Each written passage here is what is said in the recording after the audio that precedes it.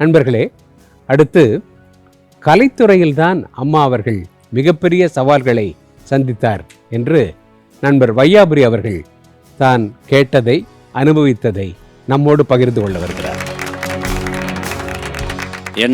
எங்களை வாழ வைத்துக் கொண்டிருக்கும் தமிழ் சினிமா ரசிகர்களுக்கும் ஜெயா டிவி நேயர்களுக்கும் எனது பணிவான வணக்கம். புரட்சி தலைவி அம்மாவினுடைய 77வது பிறந்த நாள். பொதுவாக சார் எனக்கு 2001 கல்யாணம் ஆச்சு. நீங்கள் அப்படி ஆட்டக்கூடாது, ஒரே ஒரு தடவை தான் ஆச்சு. ஏன்னா முன்னாடி மண்டை கழிஞ்சதை பார்த்து 4-5 தடவை ஆயிருக்குமோன்னு நீங்கள் நினைப்பீங்க. ஒரு தடவை தான் ஆச்சு. புரட்சி தலைவி அம்மா அவர்கள் 2001 பத்திரிக்கை கொடுக்க போனேன். அந்த பிஸியான டைமில் ஒரு 7 to 7:05 என்னை சந்திக்கிறதுக்காக டைம் கொடுத்துருந்தாங்க. 7 மணிக்கு நான் போகும்போது கரெக்டாக உள்ளே போயாச்சு. உடனே வந்தாங்க, பத்திரிக்கை கொடுத்தேன், வாங்க வையாபுரி அப்படின்னாங்க. 5 நிமிஷம் தானே நம்ம போயிடலான்னு சொல்லி உட்காருங்க, பத்திரிக்கை கொடுங்க அப்படின்னு வாங்கினாங்க. பத்திரிக்கையை வாங்கி பார்த்தோன்னே, கல்யாணம் யாருக்கு, உங்களுக்கு தானே? ஆமாம். சாமி கும்பிடுவீங்களா? கும்பிடுவோம். குலதெய்வம் இருக்கா? இருக்குமா. வீட்டில் அப்பா அம்மா இருக்காங்களா? இருக்காங்கம்மா. இது என்ன மொட்டை பத்திரிக்கை மாதிரி? வையாபுரி, ஆனந்தி, இடம், நேரம், கோயில், இவ்வளோ தான். குடும்பத்தில் ஒரு பேரையும் காணோம் அப்படின்னாங்க. இனிமேல் வீட்டில் எந்த விசேஷங்களாக இருந்தாலும் முதல்ல குலதெய்வம் பேரை போடுங்க, அதற்கப்புறம் வீட்டில் இருக்க பெரியவங்க பேரை போடுங்கன்னு சொல்லி முதலாக இத்தனை வயசுக்கு அப்புறம் எனக்கு கற்றுக் கொடுத்தது புரட்சி தலைவி அம்மா அவர்கள் மட்டும்தான். அதற்கு பிறகுதான் இன்னைக்கு வரைக்கும் என் குடும்பத்தில் எந்த விசேஷமாக இருந்தாலும் அத்தனை பேர்களையும் போட்டுட்ருக்கேன்.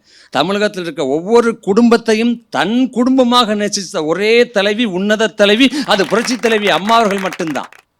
எனக்கு பத்திரிக்கை கொடுத்தோன்னே 2 குத்து விளக்கு பரிசாக கொடுத்தாங்க, வெள்ளி குத்து விளக்கு. ஆனால் தமிழகத்தில் ஒவ்வொரு வீடும் ஒளி விளக்காக இருக்குன்னா அதுக்கு காரணம் புரட்சி தலைவி அம்மா அவர்கள் மட்டும்தான். 2011 எலெக்ஷன் பிரச்சாரத்துக்கு போகலாம் அப்படின்னு சொல்லிட்டு போய் பார்த்து கேட்டுட்டு பிரச்சாரத்துக்கு கிளம்பி போகிறேன். போகும்போது நான் இன்னும் 2-3 நடிகர்கள் கிளம்பி போகிறோம்.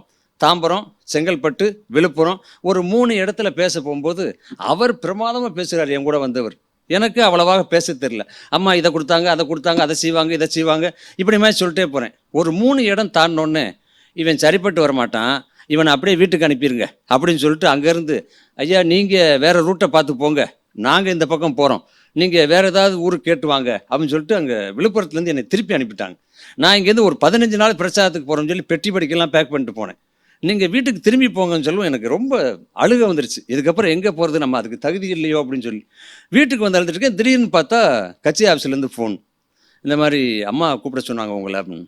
போன உடனே, நீங்கள் அவங்க கூட போவேனா, நீங்கள் தனியாக போங்க, தனியாக வண்டி தரோம், தனியாக ஒரு சாட்டு தரோம் அப்படின்னு சொல்லிட்டு என்னை தனியாக ஒரு வண்டியை கொடுத்து நீங்கள் போங்க பிரச்சாரத்துக்கு அப்படின்னு 2011 அனுப்புனாங்க. இன்னைக்கு வரைக்கும் அம்மாவுக்கு விசுவாசியாக இருக்கேன். அம்மா போட்ட திட்டங்களை சொல்லிக்கிட்டு இருக்கேன்.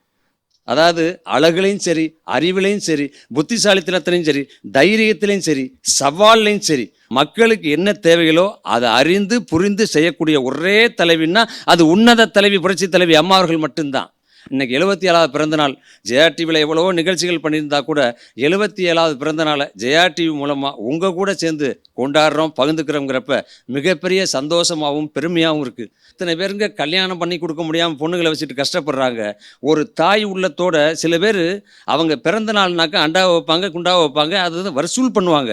ஆனால் புரட்சி தலைவியினுடைய அம்மா பிறந்த நாளைக்கு மட்டும்தான் தமிழ்நாட்டில் பட்டி தொட்டி எந்த ஊராக இருந்தாலும் சரி 60வது பிறந்த நாளா 60 பேர்த்து கல்யாணம் பண்ணி வைப்பாங்க. சீர் வரிசைகளோட தாலியை போட்டு சீர் வரிசைகள் கொடுத்து, கூரை புடவையை கொடுத்து, சாப்பாடு போட்டு பண்ணி வைப்பாங்க.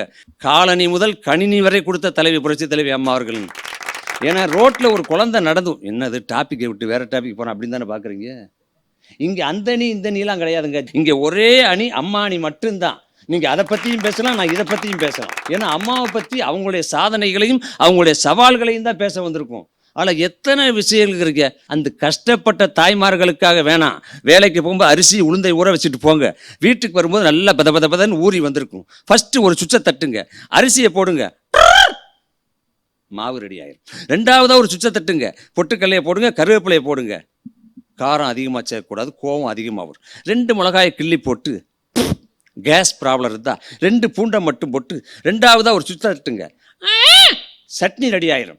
இட்லியை சுடுங்க, சட்னியை வைங்க, சில்லுன்னு ஃபேன் காற்றை வாங்கிட்டு இட்லியும் சட்னியை வச்சு சாப்பிடுங்கன்னு சொன்ன ஒரே உன்னத தலைவி புரட்சி தலைவி அம்மா மட்டும்தான். இந்த மாதிரி 1-2 கிராமப்புறத்தில் போய் பாருங்க, ஐயா எனக்கு வாழ்வாதாரமாக இல்லையே, புருஷன் இல்லையா, பிள்ளை குட்டி இல்லையா என்று கேட்ட கேள்விக்காக 2 ஆட்டுக்குட்டியை பிடிச்சி கொடுத்தாங்க. அந்த 2 குட்டி 4 குட்டியை போட்டு 4 குட்டி 8 குட்டியை போட்டு வீட்டில் பிள்ளை குட்டியை விட ஆட்டுக்குட்டி தான் அதிகமாக இருக்குது. அந்த மாதிரி குட்டிகளை கொடுத்ததும் புரட்சி தலைவி அம்மா அவர்கள். கறவை மாடுகளை கொடுத்ததும் அம்மா அவர்கள். இந்த மாதிரி வரிசையாக சொல்லிக்கிட்டே போகலாம். அத்தனை சொன்னதை மட்டுமல்லாமல் சொல்லாததையும் செய்த ஒரே தலைவி, உன்னத தலைவினா அது புரட்சி தலைவி அம்மா அவர்கள் மட்டும்தான். இருண்டு கடந்த தமிழகத்தை ஒளிமயமாக ஆக்கியது புரட்சி தலைவி அம்மா அவர்கள். அம்மாவுக்காக பேச போனவங்க யாரும் எந்த சூழ்நிலையும் மாறி போனதா சரித்திரமே இல்லை. அதுபோல் என்னுடைய பேச்சு மூச்சு இருக்கும் வரை எப்பையும் நான் அம்மா புகழ் பாடிக்கிட்டே இருப்பேன். இன்னைக்கு அம்மா பிறந்த நாளில் நம்ம ஜெயா டிவி மூலமாக அம்மா பிறந்தநாளை சந்தித்ததில், உங்களோட பகிர்ந்துக்கிட்டதில் மிகப்பெரிய சந்தோஷம். அதாவது அண்ணன் சொன்னார் நடுவர், நான் 17 வருஷம் ஆச்சுன்னு.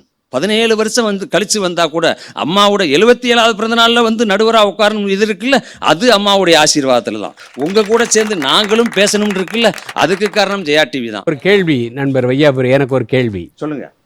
அம்மாவுடைய வாழ்க்கையில் அவங்க சந்தித்த சவால்களில் கலைத்துறை சவால்களை பற்றி பேசுகிறோம்.